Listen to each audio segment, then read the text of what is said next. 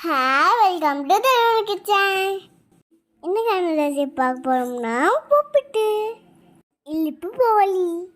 அங்கே சேர்ந்து பார்க்கலாம். எங்கள் அத்தை வீட்டில் நாங்கள் செஞ்சு சாப்பிட்டோம்.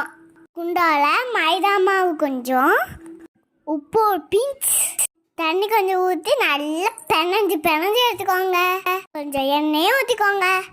குக்கரில் கலப்பை போட்டு வேக வச்சு எடுத்துக்கோங்க. ஒரு மிக்சி ஜாரில் ஏலக்காய் போட்டுருக்கோங்க.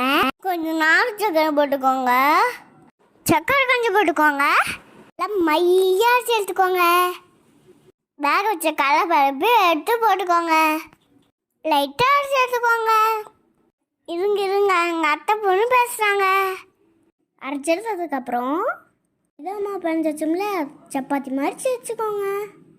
இதில் அடித்த கடலைப்பருப்பை உருண்டை பிடிச்சி வச்சுக்கோங்க.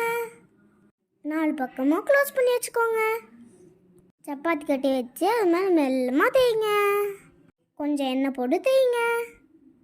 அதான் தேய்ச்சி எடுத்தாச்சு. இன்னும் 4 தோசை கல்லில் போட்டு வேக வைங்க. கொஞ்சம் எண்ணெய் ஊற்றி வேக வைங்க. அவ்வளோதான், டேஸ்டியான உப்புட்டு ரெடி. இனிப்பு போலி ரெடி. இதுலேயும் தேங்காய் வச்சும் பண்ணலாம். நாங்கள் பருப்பு வச்சு செஞ்சுருக்கோம். வாங்க சாப்பிடலாம். டாட்டா பாய். ரெசிபி வீட்டில் செஞ்சு பார்த்து மறக்காமல் கமெண்ட் பண்ணுங்க. எங்கள் அத்தை பொண்ணு பேசினாங்கல்ல, அதையும் கமெண்ட் பண்ணுங்க. உப்புட்டு மேலே தேன் ஊற்றி சாப்பிட்டா சும்மா அப்படி இருக்கும். எப்படி இருக்கும்? சும்மா அப்படி இருக்கும். வாங்க சாப்பிடலாம். டாட்டா பாய்.